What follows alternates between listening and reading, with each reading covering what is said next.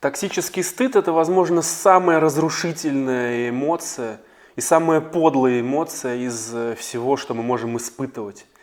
Она наполняет нашу жизнь болью, страданием, ненавистью к себе, презрению к себе. Она разрушает наши отношения с другими людьми и с самим собой. И от нее никуда не деться, потому что куда бы мы ни сбегали, мы берем ее с собой. Давайте разбираться, что это такое и чем токсический стыд отличается от нетоксического. Само по себе чувство стыда, оно нормальное, полезное даже. Чувство стыда – это наше переживание, когда кто-то другой оценивает нас, наши качества, нашу личность. То есть, когда мы видимы для другого человека, и этот другой человек как-то нас негативно оценивает. И чувство стыда очень часто путают с чувством вины. При этом и вина, и стыд, и страх относятся к так называемым социальным регуляторам поведения. То есть это те чувства, которые для нас играют роль такой обратной связи, чтобы помогать нам научиться быть уместными в каких-то отношениях.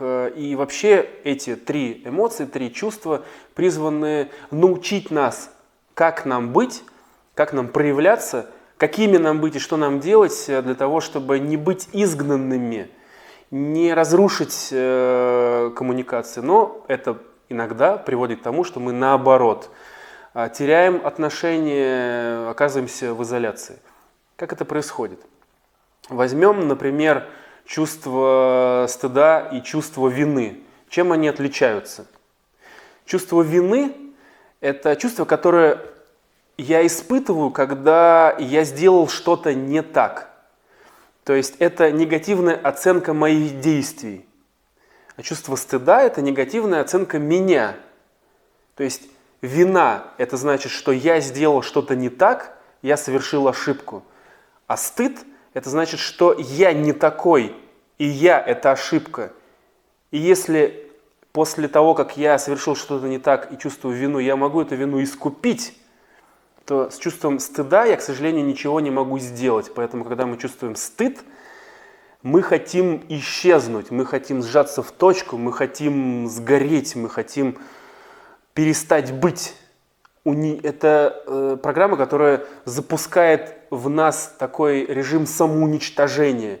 Я начинаю гнобить себя, я разделяюсь на меня наказывающего и меня того, которого я наказываю. И периодически, натыкаясь на те или иные обстоятельства, те или иные проявления себя, я начинаю сам себя наказывать. И мне стыдно за то, какой я есть.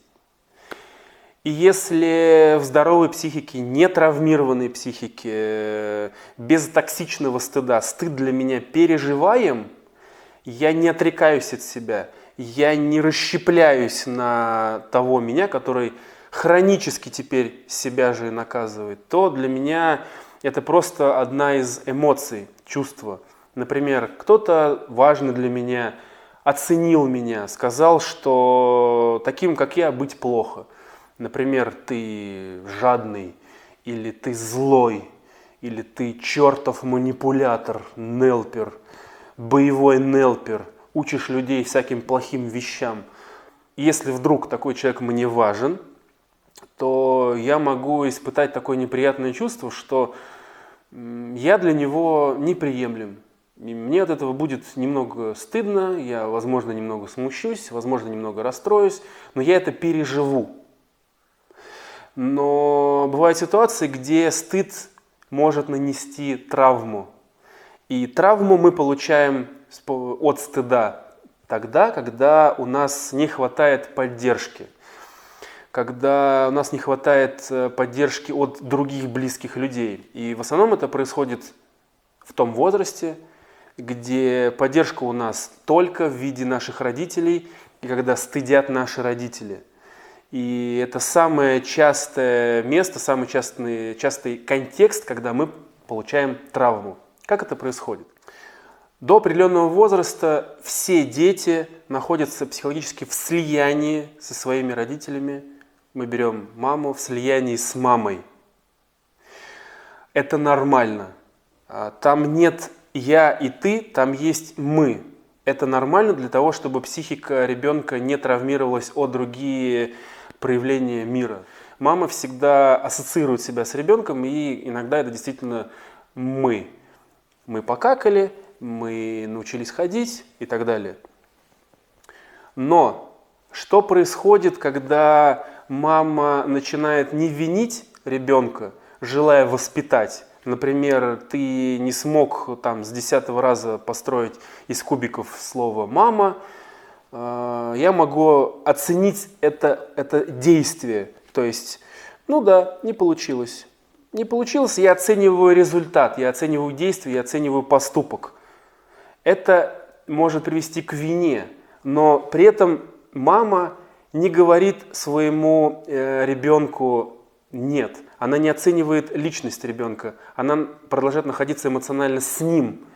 Ну, дорогой, да, ну вот не получилось, давай еще раз попробуем. Или не получается считать, ну то есть эмоционально она все равно говорит ему «да». Она эмоционально его не отвергает. А вот самое страшное для ребенка происходит, когда по каким-либо причинам мама говорит своему ребенку «нет» эмоционально, отключается от него. Например, когда у мамы, у самой есть нарциссическая травма, и для нее какие-то проявления ребенка неприемлемые, травматичны. Например, если мама сама жила в такой нарциссичной, травмирующей атмосфере, где ее любили только когда она удовлетворяла некоторым критериям, например, принесла из школы 5, окей, это как по плану, это не молодец, дочка, а по плану. А если ты принесла 4, ты не наша дочь. 4 это не оценка, ты просто предала семью. И вот это эмоциональное «нет», это эмоциональное отвержение, рассоединение. А для ребенка это сравни смерти, это просто личная катастрофа. Это психологическая смерть, изоляция. Поэтому, когда мама наказывает ребенка изоляцией, это может ребенка травмировать. Потому что в этот момент ребенок, который полностью был слит с мамой, опирался только на нее, в этот момент ребенок теряет всю поддержку. Потому что поддержкой по факту являлась только мама. Происходит травмирование, травматизация. И когда это происходит со словами, относящимися к личности, например, ну ты опять какой-то неудачник, у тебя ничего не получится, ну тебе не дано, ты как папочка. Или, например, я с тобой не разговариваю, или совсем ад и трэш – это бойкот. Когда мама не разговаривает со своим ребенком, это для него просто не то что пытка, это такой внутренний психологический концлагерь. Здесь начинается токсичный стыд. Здесь ребенок понимает, что он неуместен. Здесь ребенок понимает, что таким, какой он есть, он не нужен. Здесь ребенок инфицируется ощущением, что меня не любят просто так, таким, какой я есть. Такой, какой я есть, я заслуживаю наказания. И эта инфекция, по факту, это разделение, расщепление, приводит к тому, что много-много лет потом есть какое-то скребущее ощущение, где-то на пороге сознания, на пороге ощущения, или иногда даже за ним, о том, что я в этом мире незваный гость. Я не достоин ничего хорошего в этом мире. Я не достоин любви. Я не достоин, чтобы меня хвалили. Я должен всем доказывать, выслуживаться перед всеми, чтобы хоть как-то доказать, что я могу, я имею право хотя бы ходить по улицам здесь и так далее. Это самогнобление, это самоподавление, это ненависть, направленная к себе, которая потом приводит к такой ретрофлексии, к психосоматике. Тело, которое вот в тот момент, чтобы не умереть, оно сжалось, краска ударила в лицо, когда хочется действительно не быть, непонятно куда деться, просто хочется уничтожить самого себя, я в этой травме, в этой ситуации застреваю на много-много лет. И дальше моя психика для того, чтобы как-то выйти из этой ситуации, для того, чтобы продолжить социализацию, она должна эту травму как-то обставить, как-то защититься. И способов защиты здесь несколько. Первое, что происходит в момент травмирования, потеря чувствительности. Для того, чтобы хоть как-то отмереть, для того, чтобы хоть как-то продолжить дышать, ходить и жить вообще как-то, взаимодействовать с этим миром, я утрачиваю так называемую функцию id, и я перестаю себя чувствовать. Мое тело испытывает стыд, меня что-то внутри переклинивает, сжимает, у меня комок в горле, у меня краска на лице, я не могу дышать, я хочу сдохнуть. Но при этом я не понимаю, почему, я ничего не чувствую. Просто тело меня предает, а я не понимаю, что со мной. Это такое предательство самого себя, предательство тела. Почему, когда люди говорят про нарциссов, нарциссическую травму, они говорят про то, что они холодные? Потому что они вследствие такой травмы утрачивают чувствительность себя. Я перестаю чувствовать себя, я перестаю даже смотреть на себя, какой я есть. И единственное, во что превращается моя жизнь, это в поиск подтверждений, что у меня получается обманывать окружающих. Я отращиваю себе ложное «я» для того, чтобы не соединяться и не видеть мое истинное «я». Потому что истинное «я» никому не нужно. За истинное «я» меня наказывала и отвергала мама. За истинное «я» оставался в одиночестве. И чтобы не сдохнуть, чтобы не оказаться в одиночестве, я перестаю себя чувствовать. И самое поганое, что при этом происходит, когда я перестаю себя чувствовать и утрачиваю чувствительность, вот здесь я действительно оказываюсь в одиночестве. Спасаясь от одиночества, я оказываюсь в одиночестве. И вся жизнь превращается в такой спектакль, в демонстрацию другим ложного «я», каким я думаю, что меня, возможно, примут или должны принять. И данное ложное «я» становится моим хозяином. Вместо того, чтобы узнать, какой я есть на самом деле, это очень больно просто узнать, какой я есть на самом деле, я отращиваю себе «я», допустим, каким меня будут любить. Успешным, знаменитым, богатым, ловеласом или наоборот, там какой-нибудь холодной манипуляторшей и так далее и тому подобное, я себе, например, я листаю какой-нибудь глянцевый журнал и списываю: так, это мне нужно для моего образа, я его беру себе. Значит, это не нужно, так, Бентли нормально, значит, часы нормально, значит, холодный взгляд такой надменный, что я здесь самая крутая или я здесь самый крутой, так, тоже беру и так далее. То есть я собираю из таких пазлов, из кусочков образ моего ложного «я», которым я буду защищаться от боли и показывать его окружающим. И не дай бог кто-то увидит, какой я есть на самом деле. То есть почему, например, нарциссов вечно обвиняют в том, что они газлайтят, о том, что они очень жестокие? От того, что им одиноко, там, мне, допустим, очень одиноко, у меня действительно нет теплых, любящих отношений, допустим. От этого одиночества я подсознательно стремлюсь быть с другими людьми, взаимодействовать каким-то образом. Но когда я понимаю, что я становлюсь видимым, мое истинное «я» прорывается, вот эта моя теплота, моя боль, мой плач изнутри виден другим людям, мне становится стыдно, потому что за это меня винили. Допустим, мужики не плачут, вообще перестань плакать, быстро перестань плакать, стань в угол вообще и стой в углу, пока не поймешь вообще, что ты наделал и так далее. Ты вообще позоришь меня перед другими людьми и так далее. Помните такие вещи, да? Вот. И когда другие люди, выстраивая отношения к нам, приближаясь к нам, становится нам ближе, и мы понимаем, что вот-вот приближается риск того, что мы станем видимыми, мы опять ранимся об свою травму. Мы уходим в стыд, я опять хочу сдохнуть от того, какой я есть, потому что моя ранимость мной воспринимается как моя слабость. Моя ранимость, нуждаемость в других людях. То, что мне может быть больно, то, что я могу переживать, то, что я живой, воспринимается мной как моя уязвимость, моя слабость.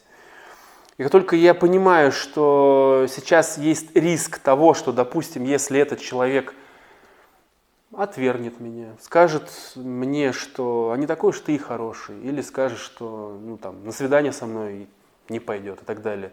Мне станет больно, я схлопываюсь и начинаю обесценивать, я начинаю ему делать больно, чтобы он отошел. Это воспринимается, конечно, как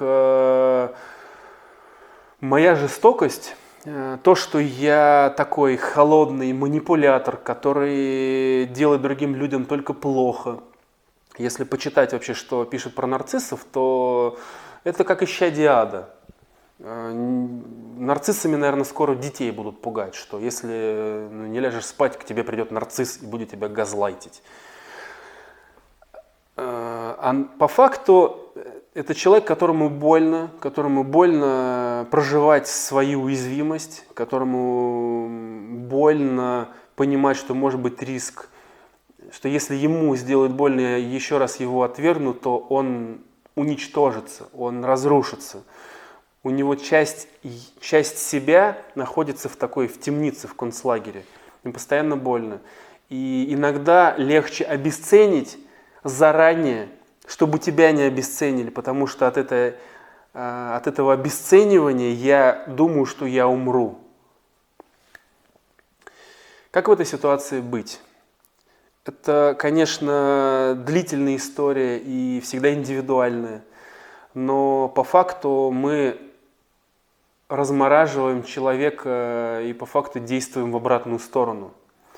Так как причина травматизации в том, что я человека отверг, лишил его поддержки, я отказал ему в близости, не я, а мама, допустим, или тот человек, об которого он ранился, то для того, чтобы дать возможность психике отогреваться, я, например, как терапевт, или как оператор, или как друг, или как муж, я должен обеспечить поддержку, причем безусловную.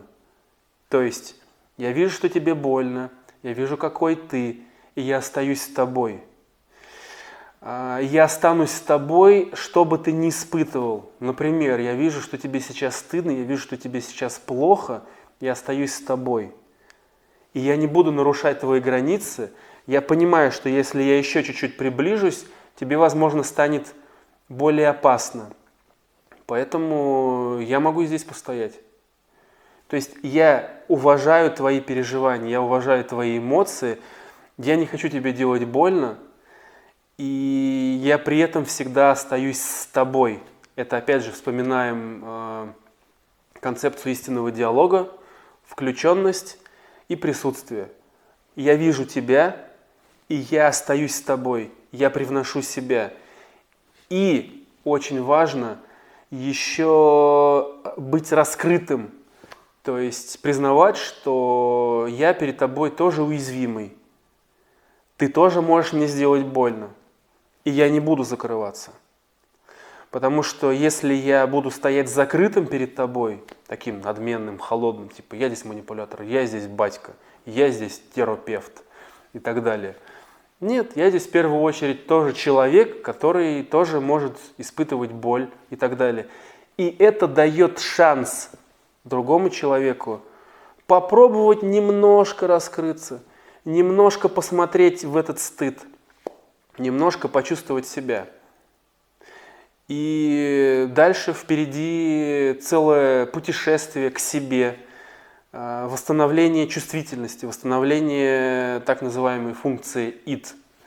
То есть человек должен прямо учиться в таких комнатных сферических, безопасных условиях, под глазами другого человека, то есть обязательно должен быть наблюдающий. То есть стыд – это понимание, чувствование себя видимым с другим человеком в близости. Поэтому размораживание, лечение стыда должно происходить тоже с другим человеком. В одиночку от стыда, к сожалению, не избавиться. Вот.